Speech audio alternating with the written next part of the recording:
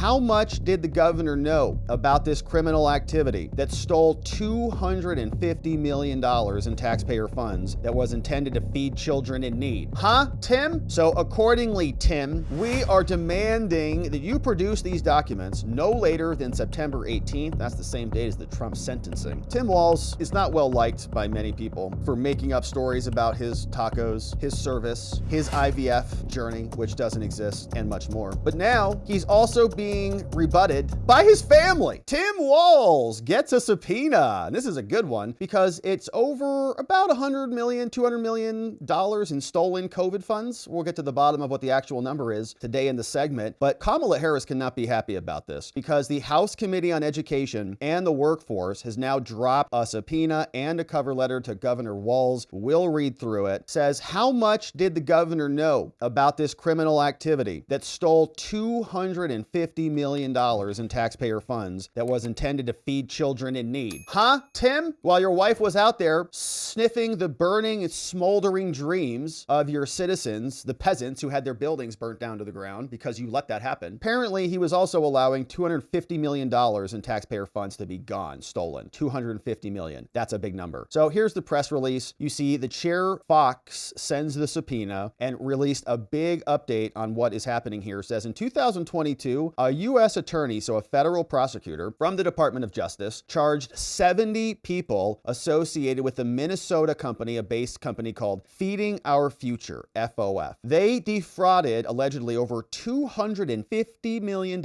a quarter bill from the USDA that was supposed to feed hungry children. Now, to date, 5 individuals have been convicted of fraud, and the assistant U.S. attorney called the case not just criminal, but depraved and brazen. Charges include federal programs bribery, wire fraud, conspiracy money laundering, all of it including the role of the Minnesota Department of Education, right? So what were these local executive agencies doing? Under MDE, under Governor Walz, after MDE, Governor Walz failed to respond to other requests from the committee, and so now we're zooming in on it. And so here's what the letter and the subpoena looks like. And I've got a question about this, right? Is this the right strategy? Is this going to give Governor Walz an opportunity to elevate himself, to be called in front of Congress and to explain whatever, right? Lie through his teeth as he does regularly, and he's shameless about it. And so does this give him some sort of a campaign moment? Let's see how bad this is and whether he wants to answer any questions about it. All right, dear Governor, says the U.S. House Committee on Education is engaged in ongoing oversight of federal programs like the USDA, the Minnesota Department of Education, and the administration of Federal Child Nutrition's program. And we're also looking at Feed Our Future. Now, as the chief executive and the highest ranking official in the state of Minnesota, you're responsible for the MDE, and you're responsible for the administration of all these children's programs. Now, the Constitution of Minnesota lays out that the governor may require the opinion in writing, this mirrors the federal constitution, of the principal officer of each of his departments, and he shall take care that the laws be faithfully executed. Now, copies of our letters to the MDE were sent to you for your awareness of our oversight of the USDA and the MDE's administration. You are well aware of the multi-million-dollar fraud that occurred under your tenure as governor. So you know about this, and we've asked you to help us get our handle on what the hell happened here. Now, November 14th and June 14th, letters were sent to the MDE requesting information about the fraud. The documents we've got to date indicate the actions taken by you and other executive officers were insufficient to address the massive fraud. In fact, statements in the press by you and your representatives indicate that you and other executive officers were involved, or you had knowledge of the administration of this program, and you knew about the massive fraud. When you were asked about your decision of not holding agencies accountable and if MDE employees would be disciplined, you replied, this wasn't malfeasance. So you said they didn't even do anything wrong. You also stated, there's not a single state employee that was implicated in doing anything that was illegal. They simply didn't do as much due diligence as they should have, says Tim Walz. So the $250 million was not malfeasance, and they just did some clerical mistakes. According to the press reports, however, one of your spokespersons said that your administration has already made many of the corrective actions that were suggested by the OLA and taken strong steps to find and eliminate any remaining vulnerabilities in the government programs. Now, the committee has been unable to obtain substantive responses in the many voluntary requests made in this matter, and so the committee must now compel you, Tim, to produce the documents that will show the extent of the actions taken by you and your administration relating to these programs and the massive fraud that left kids starving. Rule 10 of the House says we have a lot of jurisdiction and we can investigate investigate a bunch of things. So accordingly, Tim, we are demanding that you produce these documents no later than September 18th. That's the same date as the Trump sentencing. Signed, your friend Virginia Fox, chairwoman of the House committee. So here's the subpoena. It says, to the Honorable